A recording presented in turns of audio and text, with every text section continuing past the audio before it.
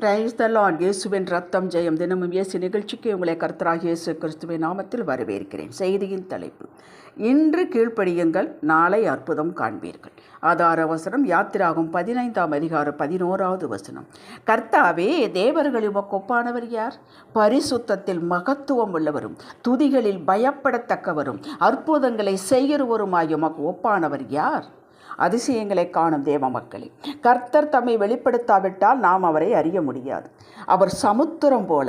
நாம் அவரை அறிந்திருப்பது என்று சொல்வது சமுத்திரத்தின் நீரை கையில் எடுப்பது போல. மனித மூளைக்கு எட்டாததும் கிரகித்து கொள்ள முடியாதமான கிரியைகளைத்தான் நாம் அற்புதம் என்கிறோம்.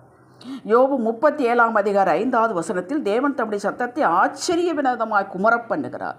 நாம் கிரகிக்கக்கூடாத பெரிய காரியங்களை செய்கிறார் என்று பார்க்கிறோம். யோபு 36ஆம் அதிகாரம் 26, 27, 32 வசனங்கள் சொல்வதை பாருங்கள்.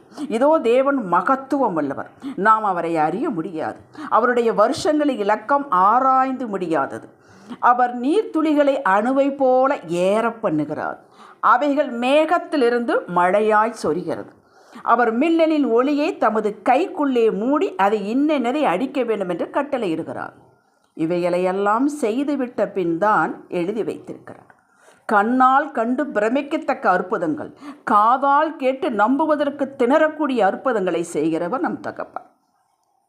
மந்திரவாதிகள் எகிப்தில் இருந்தவர்கள், மற்ற பகுதியிலும் இருந்தவர்கள் மனிதர்களை தங்கள் கட்டுப்பாட்டிற்குள் வைக்க வேண்டும் என்பதற்காக அற்புதங்களை, வித்தைகளை காட்டினார்கள். நம் தகப்பனோ யாவரும் பிசாசின் கட்டுகளிலிருந்து விடுதலையாக வேண்டும் கட்டவிழ்த்து அற்புதங்களை செய்தார்.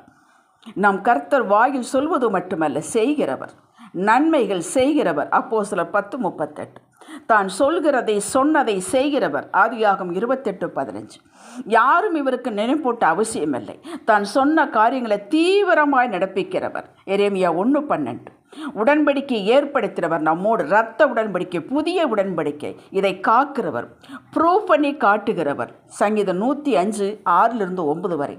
இந்த வசனங்களை எல்லாம் நோட் பண்ணி செய்து முடிந்தது வாசித்து பாருங்கள். அலாதியான தைரியம் உங்களுக்கு கிடைக்கும்.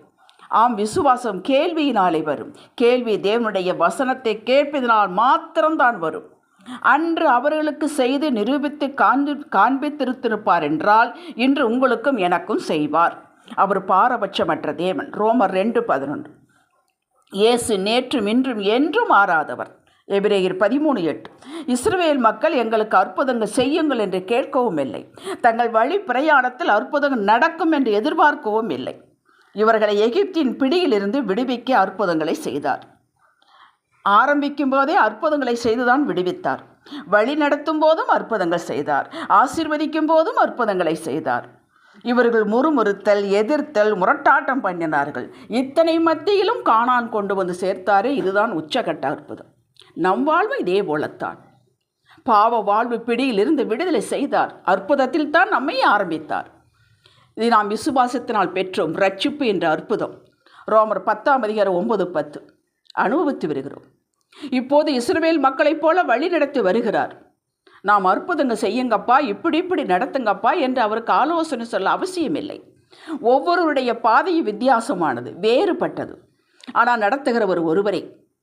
அவர் நமக்காக வைத்திருக்கும் பாதை, திட்டம், சித்தம் நாம் அறியோம். சேரக்கூடிய இடமும் ஒன்றே. ஆனால் நம்மை பற்றி உயர்ந்த திட்டங்கள், சித்தங்கள் கொண்டுள்ளதாக வாக்கு பண்ணியிருக்கிறார். ஏசாயா 55:8-9, எரேமியா 29:11. இந்த உயர்ந்த திட்டம், சித்தம் நிறைவேற செங்கடல், யோர்தான் இருக்கலாம், குறுக்கிடலாம், தடுக்கலாம். அவரே நம்மை அழைத்து கொண்டு போவதால் அவையில் அவர் டீல் பண்ணி கொள்வார். நம்முடைய வேலை அதை விசுவாசிப்பது, உயர்ந்த, சிறந்த, வளமான வாழ்வை எதிர்பார்ப்பது, கேட்பது, அவ்வளவுதான். உனக்கு எதற்கு இத்தனை ஆசை என்றோ, உனக்கு எதற்கு தகுதியெல்லாம் இருக்குதா என்று கேட்க மாட்டார். ஆம், நாம் அவருடைய பிள்ளைகள், அழைக்கப்பட்டவர்கள், தெரிந்து கொள்ளப்பட்டவர்கள், நாம் ஆசீர்வாதத்துக்கு உரியவர்கள். இதுதான் தகுதி. அவருக்கு பொறுப்பு உண்டு, கரை சேர்ப்பார். வாழ்வு பல சமயங்களில் கடினமாக இருப்பதற்கும் அவர் மௌனமாகவே இருப்பது போல தோன்றுவதற்கும் காரணம், நாம் சொந்த வழியில் நடக்க முற்படுகிறோம். கீழ்ப்படிந்து நடக்க சிரமப்படுகிறோம். பின் பிரச்சனையில் சிக்கிக்கொள்கிறோம். நீதானே போனாய், சிக்கி கொண்டாய், நீயே வெளியே வா என்று சொல்லி நம்மை திணற வைக்கிற தேவன் அல்ல. ஆபிரகாம் சொந்த புத்தியில் காதேசுக்கும் சூருக்கும் நடுவாக குடியேறி கேராரிலே தங்கினார். அங்கே தன் மனைவியை சகோதரி என்றான். ராஜா அபிமெலேக்கு சாராளை மனைவியாக்கிக் கொள்ள ஏற்பாடு செய்தான். கர்த்தரோ அபிமெலேக்கின் கனவிலே எச்சரித்து மீட்டு கொண்டார். ஆபிரகாம் குடும்பத்தை ஆதியாகமம் 20 வாசியுங்கள். அப்படி நாம் எத்தனையோ இடர்பாடுகளில் சிக்கியிருந்த போது நம்மை அற்புதமாக விடுவித்தார். நம் சொந்த புத்தியில் சிக்கி கொண்டோம். நம் கண்கள் காணாத யுத்தங்களை நமக்காக தினமும் செய்து வருகிறார் ஆவிக்குரிய மண்டலத்தில். அதை நீங்கள் மறக்கக்கூடாது. ஒரு காரியத்தை நம்மை செய்ய சொல்லி உணர்த்துவார் என்றால் வார்த்தையின் மூலம் கட்டளை கொடுத்து, இப்படி நட, பேசு, மன்னித்து விடு, கொடுத்து விடு, விலகிக்கொள், நிலைத்திரு, காத்திரு, தொடர்ந்து செய் என்பார் என்றால் கேள்வி கேட்பாடே இல்லாது செய்ய வேண்டும், கீழ்ப்படிய வேண்டும். முடியாது என்று சிந்தனையிலேயே எதிர்ப்பு தெரிவிக்கக்கூடாது. ஆவியானவர் உதவி செய்வார். அவர் கிருபை நமக்கு போதுமானது. ஒரு ஸ்பிரிச்சுவல் வார்ஃபேர் எப்பொழுதும் இருந்து கொண்டுதான் இருக்கும். அதுதான் வாழ்வு. ஆவி உற்சாகமாய் செய்ய ஆரம்பிக்கும், மாமிசம் தடுக்கும், முறுமுறுக்கும். இதை நாம் தான் ஜெயிக்க வேண்டும். நமக்கு கிருபை கொடுத்திருக்கிறார், சும்மா ஜெயிக்க சொல்லவில்லை. கிருபை கொடுத்திருக்கிறார். ஆவியானவர் உள்ளே இருந்து உதவி செய்கிறார். இதில் நாம் ஒவ்வொரு ஸ்டெப்பாக வெற்றி பெற ஒவ்வொரு ஸ்டெப்பிலும் அற்புதங்கள் காத்திருக்கும். செய்து பாருங்கள், கண்டுகொள்வீர்கள்.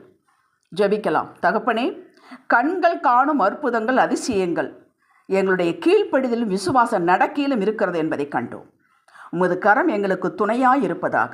இயேசுவின் நாமத்தில் பிதாவே, ஆமேன். ஹல்லேலூயா.